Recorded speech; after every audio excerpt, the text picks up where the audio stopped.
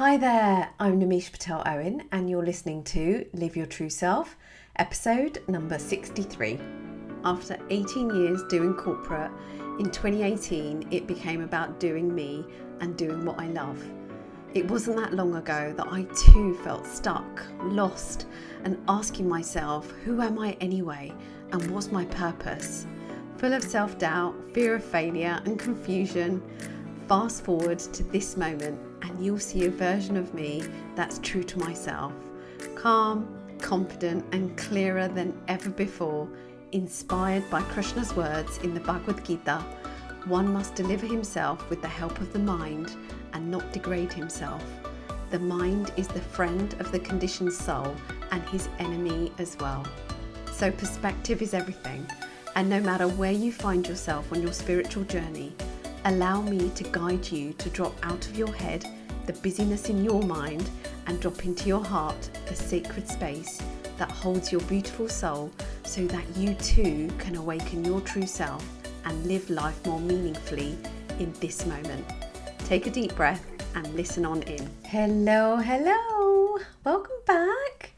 I'm super grateful for you being here today. How are you? What is happening in your world as we are embarking on July?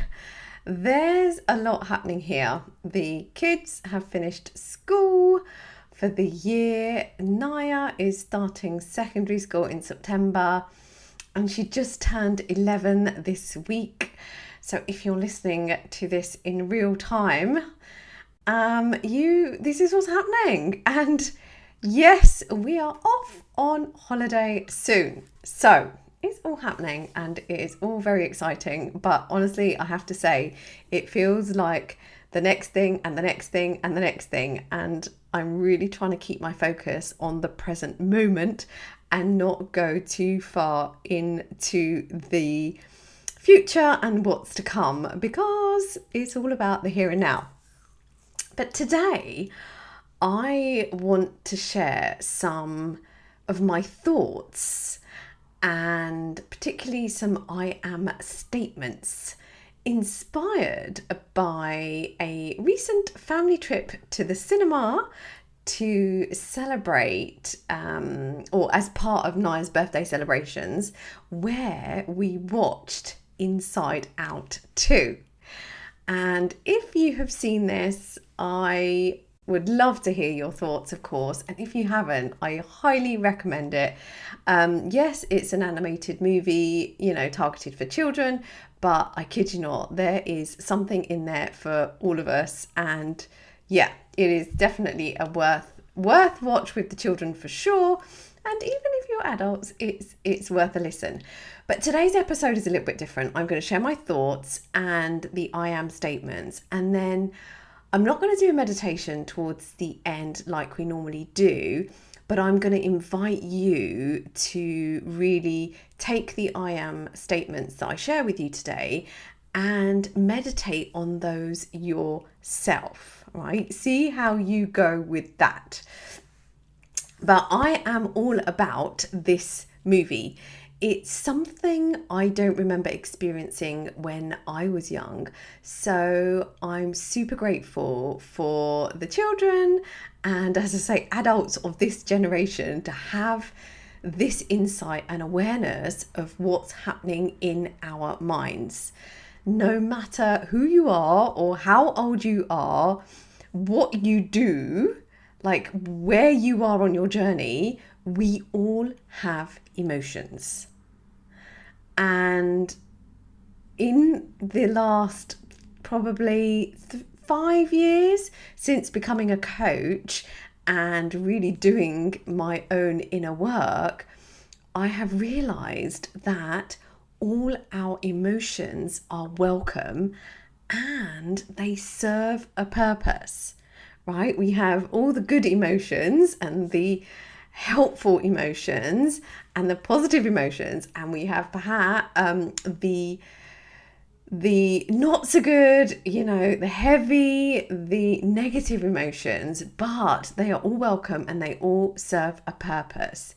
The key And my learning, which is what I share with you and what I'm now all about, is it's about being aware of our emotions, right? Being aware what is happening in our body, because that's where the emotions are taking place. They're happening within us, and navigating through them and being who you truly are with those emotions, right? We get to feel all the emotions and we still get to be who we truly are. So, if you do know about the movie, Inside Out dives deep into the emotions inside of us, right? The emotions within, particularly in our minds. And the sequel takes it even further, exploring how our inner world shapes who we are and how we interact with the world and with the people around us and with the circumstances that are presented to us. And watching it with my family, I realised how profoundly our internal dialogue affects our outer reality. And I just love the concept of Inside Out and the different emotions that are happening in our mind, and for the children to really relate to that and know and have an understanding of what is going on. And Inside Out teaches us to acknowledge every emotion, because ignoring or suppressing or avoiding them only disconnects us from our true self, right? So if we do any of those things, we're further away from who we truly are, because we're pretending or masking those feelings and being someone that we're not. So those feelings are happening, whether we like it or not, they are happening in our body. And actually, I would argue that they're radiating, knowingly or unknowingly, right? They radiate. And that for me is energy. And our energy is what people pick up and experience. So no matter what you say or what you do, like, there is an exchange that just kind of penetrates from our body. So just notice that ignoring, suppressing, or avoiding is something that we do, and believe me, I done it a lot in my life, but actually it really is counterintuitive, and we get to process and feel all the emotions and still stay true to who we are. Like, this is something I've learned in adulthood, and it is so important, because life is not meant to be solely happy, right? I've certainly been taught that life is 50-50, and you have all the good stuff and you have perhaps not the not so good stuff. But actually, in reality, it's not that it's good or bad, it just is, right? So that this is just the way it is. And actually, life is like a tapestry of lots of different kind of interwoven threads of joy and sadness and anger and fear, and those kind of core emotions, and disgust was the other one, and everything in between, right? Those were the core emotions. And denying any part of our emotional experience, like what is happening in our body, right? These emotions vibrating within us, denying any of that is like trying to, as I say, mask parts of ourselves and what we're truly feeling.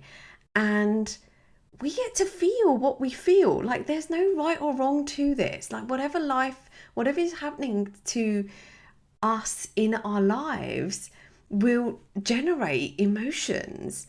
And that comes from our thinking, but equally, the feelings are there for us to feel. So, my invitation to you is to embrace all of the emotions and each part of you, because it's what makes you who you are. And when I was just reflecting on doing this podcast and having watched the movie, there were a couple of lines that really struck me from from what was shared. Number one was, I plan for the future. And that was from the emotion anxiety. And I can really relate to that. Like, tell me if you can relate to that. Like, just give yourself a little nod. I plan for the future. This is where my brain likes to hang out. It's always looking forward. And the other line really hit home, which was, when we grow old, we feel less joy. And that was joy. And it's like, oh my word, like, yes, there is something in that, but like, we get to cultivate joy no matter who we are, where we are, how old we are. Like, that is a feeling we get to intentionally tap into and gravitate towards, no matter what perhaps anxiety is trying to do to us, right? So anyway, these two lines hit me and really resonated with me, and they are true for all of us. And also, there was this one scene which also particularly resonated with me. And as a reminder, the characters in the girl's mind, so the character is Riley, and the characters in her mind, the emotions, were joy, sadness, fear, anger, and disgust. And in the sequel, and I hope I'm not ruining this. Oh my God, I've just realised that I'm ruining this if you haven't watched it. But anyway, it's in the trailer, so it's all good. Hopefully. Oh my gosh, I hope I'm not. Anyway, the new edition is anxiety, and they're learning to work together in new ways, because obviously the character Riley is getting older, and there's a new set of challenges, and so there's a new set of emotions that are presented. And it made me think about the power of the words we choose to describe ourselves.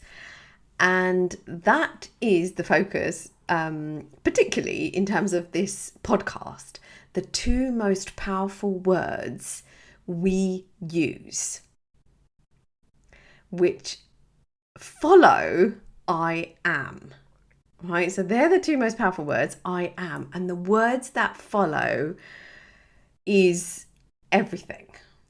So let me share 6 I am statements inspired by this movie. I am resilient. So just like the character Riley, who navigates her challenges with the help of her emotions, I am resilient in facing my obstacles is a fantastic thought, right? Every setback is an opportunity for growth. Number 2, I am good enough. I accept myself as I am, understanding that I am worthy and capable just as I am. Number 3, I am joyful. No matter what life throws my way, I choose to find joy in the little moments, just as joy finds happiness even in tough times. Number 4, I am compassionate. Embracing all my emotions, even the difficult ones, helps me be more compassionate towards myself and others. Number 5, I am strong. Just like Riley, who discovers her inner strength, I too have the power to overcome adversity. Number 6, I am grateful. I appreciate every experience, knowing that each one shapes who I am becoming.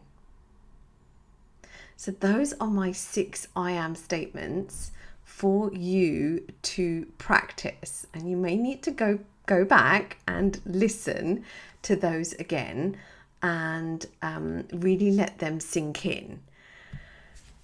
So why do we sometimes tell ourselves negative I am statements when all these lovely feel good statements are available?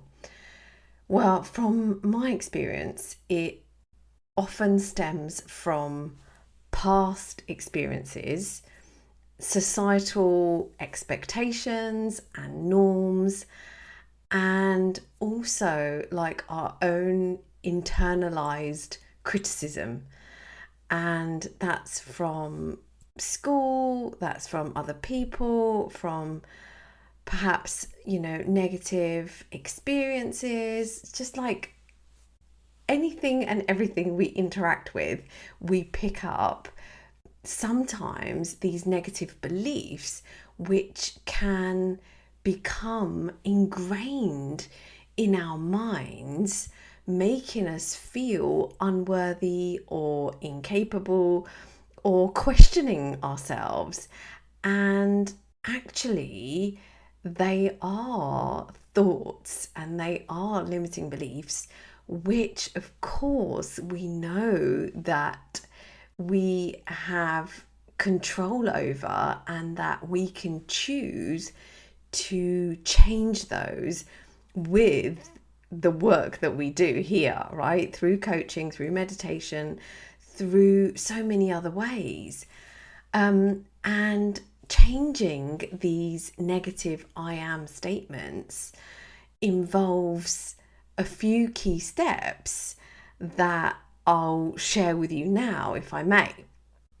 Number one, and this is the fundamental, if you do nothing, it's number one is awareness, is just knowing what is happening in your mind, right? It's the first step. And it's about recognizing when you're telling yourself negative statements and really paying attention to your inner dialogue. And I have to tell you, this is a game changer, because awareness is the precursor to choice. When you know what's happening in your mind, then you have a choice.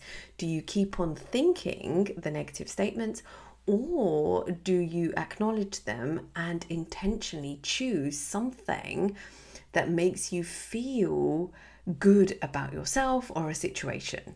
So the first step is awareness.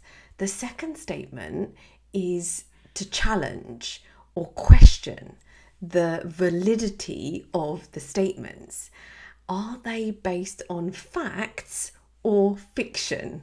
So I like to say, or, just like, as I say, negative beliefs that you've picked up along the way. And you literally get to ask yourself one of the questions which Byron Katie advocates, which is it true? And it's simply having the awareness and then pausing and asking yourself, is that statement true? And again, then you get to decide whether you keep on thinking it or choose something different.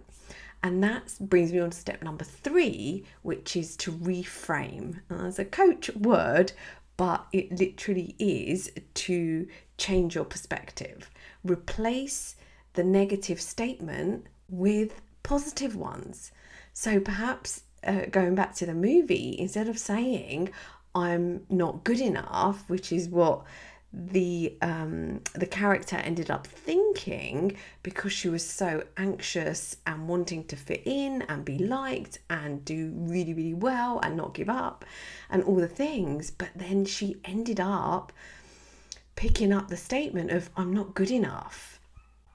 So you could swap or you could reframe I'm not good enough by saying what she then tapped into from, again, past experiences, which is I'm a good, kind person. Like, just notice the difference when you're saying I'm not good enough versus I'm a good, kind person, and really leaning into that and then taking action from that place. So step number 3 is reframe. Step number 4 is practice. Consistently practicing the positive statements or affirmations and really feeling them. So initially it might not, feel 100% like truth, but by keep on practicing them over time, this will help rewire your brain to adopt the more loving and compassionate and positive mindset, which we all want, right? That is the person we want to be. We want to be that person, but it takes practice, it takes work, and you have to feel and lean into those statements in order to embody them, to really like become those statements. So you have to practice it, but you have to feel them in your body. And that can happen over time by saying them out loud, by journaling them, by meditating on them, like whatever works for you. So if you want to change negative I am statements, it involves step number 1, awareness. Step 2 is challenge or question. Step 3 is to reframe. And step 4 is to practice them. So that is my offer to you. 2 most powerful words, I am, and then of course what follows is the game changer in terms of how we feel. Those are thoughts that are happening in our mind that then create feelings and emotions in our body. So finally, let me wrap up by saying watching Inside Out 2 really reminded me that our emotions are not just reactions. They are really insightful and powerful tools for self-discovery and growth. And when we lean into them positively, we can truly transform our mindset and ultimately, our lives and the decisions that we make towards who we want to be and what we want to achieve. So remember, the words you use to describe yourselves matter.